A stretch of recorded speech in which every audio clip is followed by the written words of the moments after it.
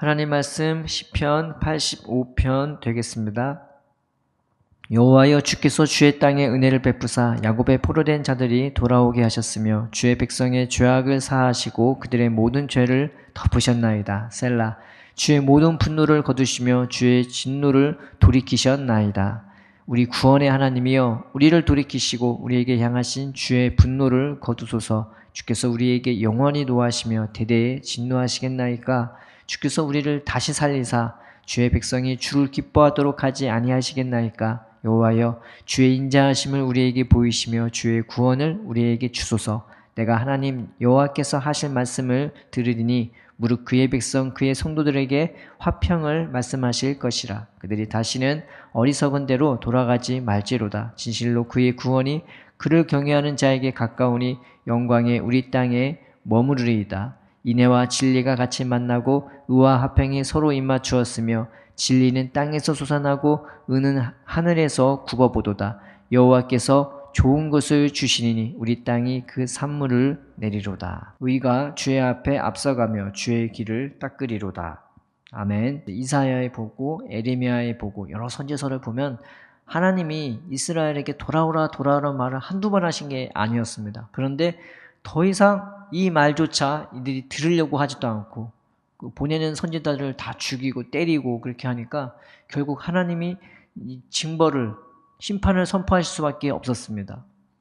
그래서 이 이사야와 에레미야에도 하나님의 심판이 적혀 있고 또 하나님의 구원이 적혀 있습니다. 그래서 이사야 같은 경우는요, 우리가 보통 이사야의 말씀을 많이 좋아하는 거는 우리가 듣기 좋은 말씀이 참 많아요. 구원에 관한 그런 기쁜 말씀들이 많이 있습니다. 그래서 이렇게 짤막짤막하게 어떤 거는 3장, 어떤 거는 5장, 어떤 것은 열 몇 장에 거쳐서 하나님의 구원하시는 그 역사가 이렇게 단락적으로 이렇게 많이 적혀 있습니다. 예레미야는 그게 길게 돼 있죠. 근데 이사야 같은 경우는 그 하나님의 구원을 여러 군데서 선포하는데 하나님이 그냥 구원을 선포한 게 아니라 그 죄에 대해서 확실하게 징벌하시고 확실하게 그들이 회개하고 돌아오게 한 다음에 구원을 선포하신 것입니다. 그게 때로는 3장에 걸쳐, 5장에 걸쳐, 10장에 걸쳐 그렇게 여러 군데로 적혀 있는 것입니다. 그런데 에레미야에서도 이거는 한 큐에 우리의 죄를 고발하고 지적하면서 그 죄가 얼마나 악독한지 우리의 마음 상태를 너무나 깊게 잘 이렇게 들여다보는 게 에레미야서죠. 그 마음을 보면 우리 죄가 뭔지, 우리가 얼마나 하나님을 아프게 하고 우리가 얼마나 스스로를 눌리고 상처받는 그런 것들로 스스로 짊어지고 사는지, 하나님이 우리에게 돌아오라고 하는 것은 우리에게 구원을 주시기 위해서, 하나님이 우리의 모든 것이 되어주시기 위함이지 우리를 무슨 율법적으로 종교적으로 얽매이게 하는 것이 아닌 것이었습니다. 그런데도 깨닫지 못하니까 그들은 세상이 좋다 하면서, 그러면서 세상에 억눌려서 짓눌려서 무거운 인생 살아가는 게 그들의 삶이었던 것이죠. 그래서 하나님이 그들에게 심판을 선포할 수밖에 없었습니다. 이제 더 이상 이제 말귀도 안 알아듣고 돌아오려고도 하지 않고, 그래서 하나님이 그들을 다 심판하시죠. 그래서 그 심판하신 다음에 하나님께서 분명히 구원하실 거라고, 내가 거기서 끝내는 게 아니야. 내가 너한테 원하는 것은 재난이 아니야. 내가 너한테 원하는 것은 평안을 주기 위해서 이런 재난도 허락하는 거라고 그렇게 말하고 있는 것입니다. 그래서 이사야와 에레미야에 보면은 하나님이 그들에게 분명히 심판하시고 그리고 그들을 그 죄를 정말 하나님께서 너무나 분명하게 징벌하고 그들을 돌이키는데 목적은 하나예요. 딱 하나. 그들을 때리는데 목적이 있는 것이 아닙니다. 그들을 망하게 하는데 목적이 있는 것이 아닙니다. 그들을 죽게 하는 것에, 인생 고난 가운데 끝나게 하는 것이 그게 목적이 아닌 것입니다. 하나님이 원하는 것은 그들이 돌아오게 하는 것, 그들이 돌이키는 것, 이게 하나님의 뜻이었습니다. 그런데 오늘 본문의 배경이 이 하나님의 심판이 끝나고 그들이 이제 이스라엘 백성이 가나안 땅으로 돌아오게 되었을 때에 이 말씀이 적혀 있는 것입니다. 그 70년의 포로기 생활이 얼마나 고달프고 얼마나 괴롭고 얼마나 수치스럽고 얼마나 절망적이었겠습니까? 그럼에도 불구하고 하나님은 그 선지자들을 통해서 때리신 다음에는 그들에게 소망을 주신 거예요. 야, 이게 끝이 아니야. 그들이 그래서 그 말씀대로 붙잡고 나아갔을 때 결국 돌아올 수밖에 없었습니다. 물론 개 중에는 돌아오려는 생각조차 안 한 사람이 있었겠지만 때로는 느헤미야를 통해서, 다니엘을 통해서, 여러 사람들을 통해서 하나님은 이 이스라엘 백성에 하나님의 말씀을 붙잡고 돌아오는 사람들을 이렇게 모아서 데려오신 것이었습니다. 그래서 그 기쁨이 얼마나 충만한지, 그 은혜가 얼마나 충만한지, 하나님의 돌봐주시는 그 삶이 얼마나 기쁘고 감사한지 그 감격을 표현한 것이 바로 오늘의 말씀인 것입니다. 이게 은혜가 너무 좋은 거예요, 여러분. 하나님이 돌봐주시는 인생, 하나님의 돌봐주시는 사람은 내가 믿으려고 하는 것, 내가 사랑하려고 하는 것, 내가 섬기려고 하는 것은 완전 차원이 다른 것입니다. 하나님이 친히 우리를 주관해 주시고 나를 돌보시고 인도해 주시는 그 은혜가 있으면요, 얼마나 기쁘고 그 자체가 내게 얼마나 위로가 되고 평안이 되는지 이제 그걸 경험하게 되는 것이죠. 너희는 여호와의 선하심을 맛보아 알지어다 하신 것처럼 그 하나님의 은혜가 우리 안에 새록새록 다가오게 되는 것입니다. 오늘날은 이 우리 마음 중심을 돌이키고 인도하시는 분은 오늘날은 예수님밖에 없는 것입니다. 예수님이 부활하시고 구원하신 다음에 그때부터 본격적으로 하신 게 뭐냐? 제자들의 마음을 돌이키셨어요. 제자들의 마음을 깨끗하게 해주셨어요. 제자들의 마음을 활짝 열어주셨어요. 그래서 40일 동안 하신 게 바로 그 제자들의 심령 그들의 모임 가운데 임하는 그들의 마음을 온전히 하나님께 향하도록, 온전히 하나님을 바라보도록, 온전히 하나님을 의지하도록 예수님이 바꿔주신 것입니다. 이 은혜가 우리한테는 중요해요. 왜냐하면 하나님이 우리에게 원하시는 건 한 가지예요. 내 마음 중심이 하나님을 향하는 것, 하나님을 바라보는 것, 그 하나님을 우리가 바라보면서 사랑하고 사모하는 것, 그거 하나만 바라봅니다. 그럼 나머지는 주님이 다 하세요. 이게 신앙생활이에요. 신앙생활은 내가 뭘 하려는 게 아니에요. 그 하나님의 내 마음 중심이 향하도록, 하나님 내 마음을 주님께로 향할 때에 하나님이 돌봐주시는 애가 얼마나 좋은지 오늘 성경에 기록이 되어 있는 것입니다. 근데 우리 마음은 그렇게 70년 포로 생활을 해도, 그렇게 고난을 당했는데도, 그렇게 은혜를 받았는데도 그때뿐일 때가 얼마나 많습니까? 그래서 우리에게 예수님이 필요한 것입니다. 예수님이 제자들의 마음을 돌이켜 주신 것처럼, 제자들의 마음을 새롭게 해주신 것처럼, 하나님 내 안에 예수님을 붙들어 주셔서 내 마음을 주님이 관리해 주시고 내 마음을 주님이 인도해 달라고. 어떤 마음으로 인도합니까? 하나님을 향한 마음, 내 마음 중심이 자꾸 헛된 데 바라보거나 헛것을 의지하거나 헛된 데 생각과 마음이 뺏겨서 그것 때문에 번뇌하고 그것 때문에 슬퍼하고 그것 때문에 시기하거나 질투하거나 우울해지거나 하는 것이 아니라 예수님이 내 마음을 붙들어 주셔서 내 마음이 하나님을 향하도록, 하나님께 나의 삶을 맡기고 의탁하도록, 내 마음 중심을 맡기고 의탁하도록, 내 마음조차 주님을 의지하도록 이렇게 바꿔주시는 것입니다. 우리가 이 은혜를 사모했으면 좋겠습니다. 예수님이 나타나셨을 때 바로 그 은혜를 베풀어 주셨죠. 우리의 마음 중심이 온전히 하나님을 향하도록.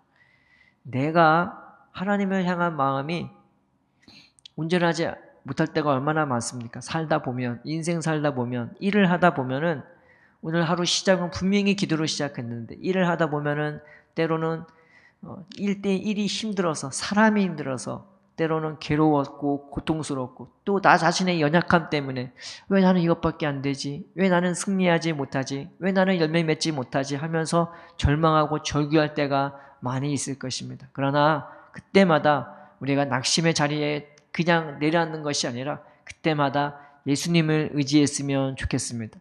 오늘 성경에 완전히 망한 이스라엘도 다시금 부활한 것처럼 그들의 나라는 건설되었고 하나님의 도우심과 인도하심에 의해서 세워지면서 이루 말할 수 없는 기쁨과 감사로 하나님께 영광을 돌렸습니다. 예수님이 우리 가운데 오신 것은 우리에게 그처럼 참된 생명을, 참된 영광을 도로 회복시켜 주시려고 오신 것입니다. 그것이 딴 데에 있는 게 아니라 바로 우리의 마음에 있는 것입니다. 여기서 말하는 땅이라는 것은 우리의 마음을 얘기합니다. 예수님을 통해서 우리를 회복시켜 주시고 주님이 관리해 주실 이 마음과 삶을 말하고 있는 것입니다. 그래서 이 은혜의 자리에 돌아서게 되면요, 이게 달라요. 내가 믿으려고 하는 것, 내가 사랑하려고 하는 것, 내가 기도하려고 하는 것, 하루에 자고 일어나는 것 다 하나님이 주관해 주십니다. 그래서 늘 하나님이 함께 계심이 내 삶의 신기함이 되고 늘 나를 돌보시는 그 주님의 손길과 주님의 음성이 있기에, 그 말씀이 있기에 내 마음 주심은 늘 하나님을 향할 수밖에 없는 거죠. 그리고 그 하나님이 주시는 선물들이 너무나 가득한 거예요. 예전에는 안 보였어요. 내가 뭘 해야만, 막 부르짖어 뭘 해야만 하나님의 은혜가 임하는 걸로 생각됐는데, 이제 이 은혜의 자리에 들어서게 되면요, 하나님이 돌봐주시는 그 삶, 하나님이 돌봐주시는 그 마음, 예수님이 친히 내 마음을 주장하고 붙들어주는 그 은혜의 자리에 들어서게 되면 내가 주님을 바라보는 그 마음조차 주님으로부터 흘러나오는 것임을 알 수가 있는 것입니다. 그래서 더 겸손할 수밖에 없고, 그래서 더 감사할 수밖에 없고, 그래서 주님을 찬양할 수밖에 없는 것입니다. 성경에 보면 이 이스라엘 백성을 애굽에서 건지신 하나님은 그들을 가나안 땅으로 인도해 주시겠다고 약속해 주셨습니다. 그들의 조상에게 주기로 맹세한 그 가나안 땅으로 인도해 주시겠다고 말씀해 주셨습니다.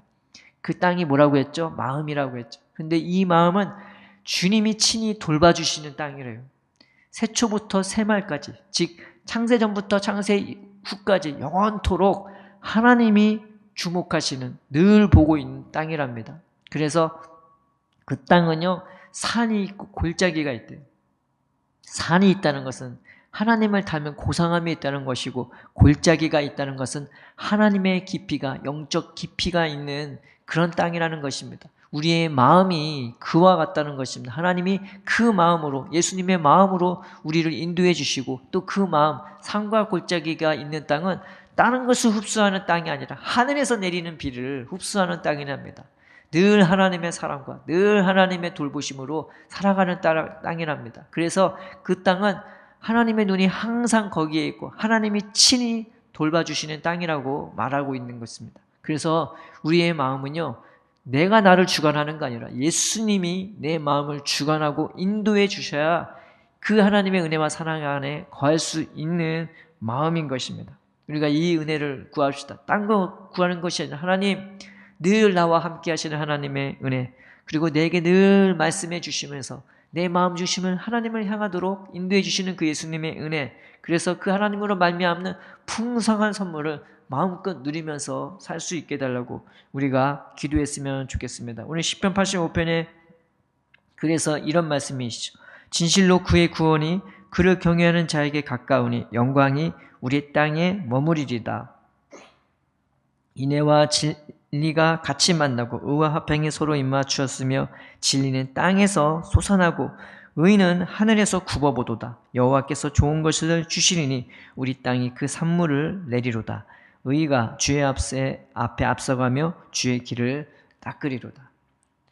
그냥 내 마음에서 은혜가 춤을 추고 믿음이 막 용솟음치고 사랑이 충만하며 하늘에서는 늘 하나님의 영광과 은혜의 빛이 나를 둘러싸고 있는 것입니다. 이게 신앙생활인 것입니다. 늘 하나님이 함께하는 삶, 늘 하나님이 돌보는 삶, 늘 하나님이 인도해 주시는 삶. 그러니 똑같은 삶을 살아도, 똑같은 길을 걸어도, 똑같이 숨을 쉬고 잠을 자도 우리의 숨과 우리의 잠과 우리의 일상의 삶은 세상의 삶과는 완전히 차원이 다른 것입니다.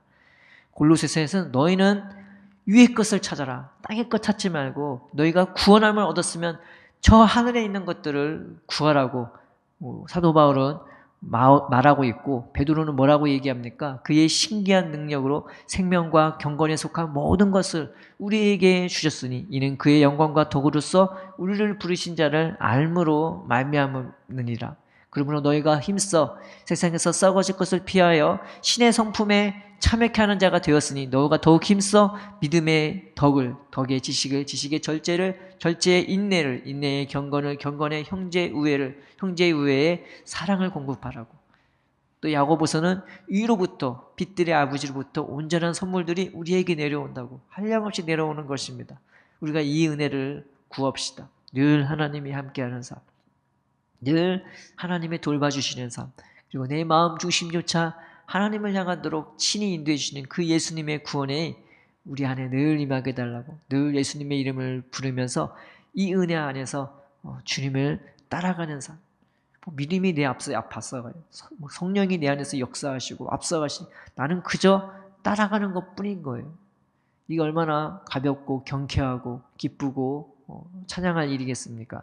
우리가 이 구원과 이 은혜를 구하면서 하나님 오늘도 나의 삶을 하나님이 친히 돌봐주시는 삶이 되게 해달라고 주님 앞에 기도하며 나아갑시다. 사랑의 하나님 아버지, 우리가 이 천국의 기쁨을 맛보기를 원합니다. 우리의 마음을 돌이켜 주시사 우리의 마음이 허망하고 헛된 것, 이 세상에서 끝날 것, 죽을 것, 망할 것, 이미 죽어있는 것 바라보지 말게 하여 주옵시고 그 더럽고 추할 것들 만지지도 말고 온전히 주님이 보여주신 그 영광과 그 은혜를 바라보며 그것을 누리며 우리가 주님을 따라가게 하여 주시옵소서. 우리의 마음을 온전히 주님께로 향하게 하사 날마다 예수님이 붙들어 주시는 그 은혜의 손길 가운데서 하늘의 것들로 돌보심을 받, 하늘의 것들을 맛보며 주님을 따라갈 수 있는 우리의 삶이 될 수 있도록 오늘도 우리와 함께 하시고 우리를 구원하시고 주의 능력으로 보호하여 주시옵소서. 감사하며 예수님의 이름으로 기도드립니다. 아멘.